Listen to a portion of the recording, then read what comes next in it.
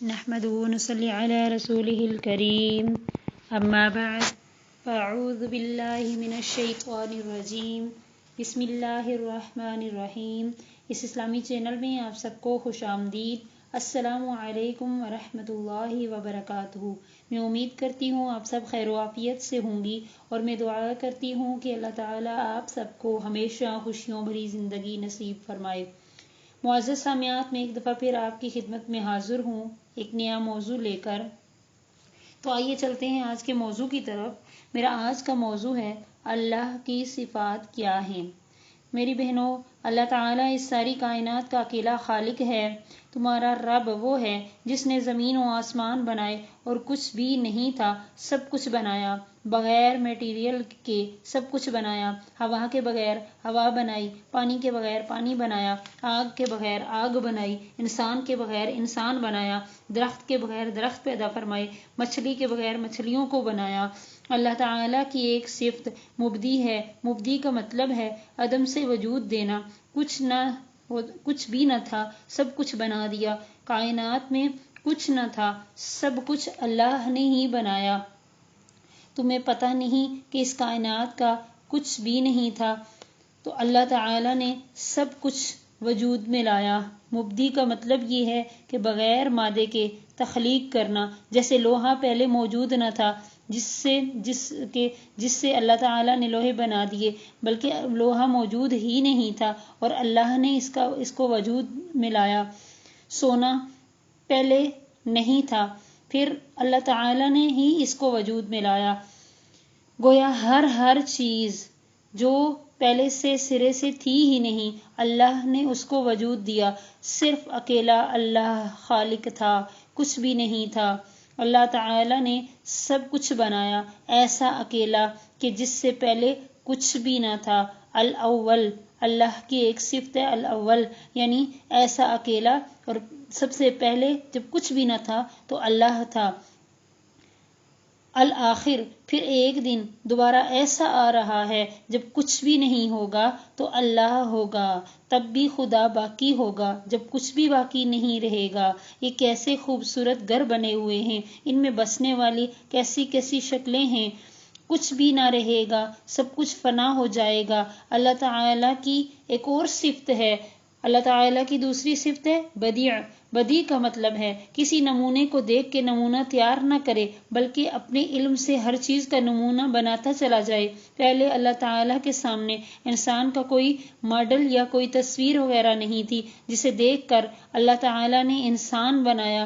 آسمان کی کوئی تصویر نہیں تھی کہ جسے دیکھ کر اللہ نے آسمان بنایا۔ اللہ کے سامنے پہلے زمین کی کوئی تصویر نہیں تھی کہ جسے دیکھ کر اللہ نے زمین بنائی۔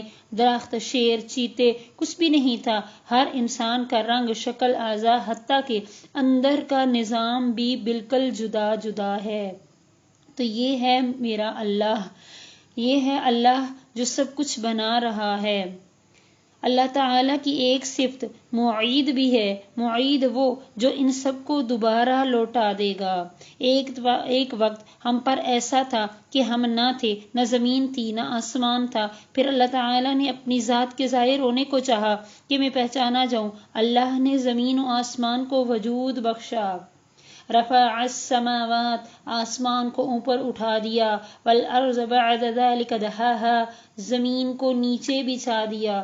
زمین کا بچھ جانا بھی اللہ تعالیٰ کا ارادہ ہے، آسمان کا اٹھ جانا بھی اللہ ہی کا ارادہ ہے، دن کا روشن ہونا بھی اللہ کا ارادہ ہے، راتوں کا تاریک ہونا بھی میرے اللہ کا ارادہ ہے۔ اس کے بعد اللہ تعالیٰ نے انسان کے پیدا کرنے کا اعلان فرما دیا اور انسان کو وجود بخشا۔ آپ غور فرمائیں کہ دنیا میں ہمارے آنے میں ہمارا کوئی دخل نہیں، کوئی چاہت نہیں، اللہ نے چاہا پیدا فرما دیا۔ پھر کس زمانے میں ہم نے آنا ہے، اس میں بھی ہمارا ارادہ شامل نہیں۔ اللہ نے آج کے دور میں پیدا فرمانا تھا تو آج کے دور میں پیدا کر دیا۔ آئندہ آنے والی نسلیں بعد میں آئیں گی، ان کا بھی کوئی ذاتی ارادہ نہیں۔ اللہ نے جہاں چاہا، جس دور میں چاہا، اللہ نے دنیا میں وجود بخشا۔ تو معزز سامعات، یہ سب کچھ جو ہو رہا ہے یہ اللہ کے حکم سے ہو رہا ہے. یہ سارے اللہ تعالیٰ کے ذاتی فیصلے ہیں جو آسمانوں پر کر رہا ہے. یہ نہیں، یہ اللہ ہی کے فیصلے ہیں جو وہ آسمانوں پر کر رہا ہے. اور یہی نہیں کہ اس نے صرف ہمیں بنایا، مچھر بھی وہی بنا رہا ہے، مکھی بھی وہی بنا رہا ہے، پتنگا بھی وہی اڑا رہا ہے، عقاب بھی وہی اڑا رہا ہے، چونٹی کو وہی حرکت دے رہا ہے، جبرائیل علیہ السلام کو بھی وہی حرکت دے رہا ہے. اس ڈھیلے کا بھی اللہ ہی خالق ہے، اور ہمالیہ کا پہاڑ بھی اللہ ہی نہیں بنایا ہے. ایک ذرے کا بھی خالق اللہ ہے، سرائے اعظم کا بھی خالق اللہ ہی ہے، زمین کے ایک حصے کا بھی خالق اللہ ہے، 7 زمینوں کا بھی اللہ ہی خالق ہے. ایک قطرہ بھی اللہ نے بنایا، بحر الکائل بھی اللہ نے بنایا. الغرض ساری کائنات میں ذرہ ذرہ، درخت کا ایک ایک پتا، ہر چیز کے ارادے میں جکڑی، ہر چیز اللہ کے ارادے میں جکڑی اور بندھی ہوئی ہے. جبرائیل و میکائیل اور اسرائیل علیہ السلام اللہ کے سامنے سر جھکائے کھڑے ہیں. کائنات کا چپا چپا اللہ کے تابع ہے. تم دیکھتے نہیں کہ کائنات کی ہر چیز تیرے رب کے سامنے سجدے میں پڑی ہوئی ہے، تیرے رب کے سامنے جھکی ہوئی ہے. کسی میں یہ طاقت نہیں کہ اللہ کے سامنے ذرہ برابر بھی انحراف کر سکے. سورج کو جس دن سے چلایا ہے، چاند کو جس دن سے حرکت دی ہے، وہ حرکت میں ہے. یہ ایسی حرکت ہے جس میں حرکت دینے والا نظر نہیں آتا. میرا ہاتھ ہل رہا ہے، آپ کو اگر کسی کا ہاتھ ہل رہا ہو تو کسی کو معلوم ہو رہا ہوتا ہے کہ یہ ہاتھ ہل رہا ہے. یہ اتنا بڑا سورج جو زمین سے 12 لاکھ گنا بڑا ہے اور 6 لاکھ میل فی گھنٹہ کی رفتار سے حرکت کر رہا ہے. ایسا خودکار سسٹم کہ نہ اس میں ڈرائیور ہے، نہ کوئی سٹیئرنگ ہے، نہ ہی پیٹرول سسٹم. بس ایک اللہ کا حکم آیا، یہ چل پڑے. صرف اللہ کا ہی ایک حکم جس سے یہ چل رہے ہیں. تیرے رب نے سورج اور چاند کا حساب بنا کر ان کو چلا دیا. سورج چاند سے آگے نہیں ہو سکتا، رات دن سے آگے نہیں ہو سکتی. اپنے اپنے مدار میں یہ سب حرکت کر رہے ہیں. جیسے اللہ تعالیٰ نے کائنات کو اپنے قبضے میں رکھا، ہم پر بھی اللہ تعالیٰ تجلی ڈالتا، پھر کوئی عورت اور مرد نافرمان نہ ہوتا، کوئی مسلمان بے نمازی نہ ہوتا، کسی گھر میں گانا بجانا نہ ہوتا، کسی گھر میں سود اور جھوٹ نہ ہوتا، کوئی نافرمانی نہ ہوتی. اتنا بڑا سورج ہے کہ جتنی آگ زمین پر 10 لاکھ ایٹم بم گرانے سے پھیلے گی، سورج اتنی آگ 1 سیکنڈ میں پھینک رہا ہے.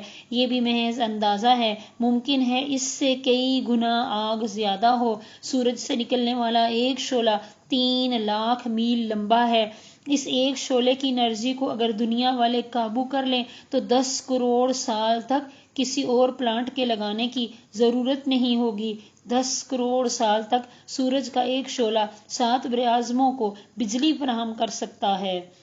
اللہ اتنی بڑی طاقت کو قابو کر رہا ہے. پھر زمین و آسمان کی وسعتیں اس سے بھی بڑی ہیں. زمین پہلے آسمان کے مقابلے میں اس طرح ہے جیسے ایک بڑے صحرا میں چھوٹا سا چھلا پڑا ہوا ہو. پھر پہلا آسمان دوسرے آسمان کے مقابلے میں، دوسرا تیسرے کے مقابلے میں، اسی طرح آخر تک وسعت ہی وسعت ہے.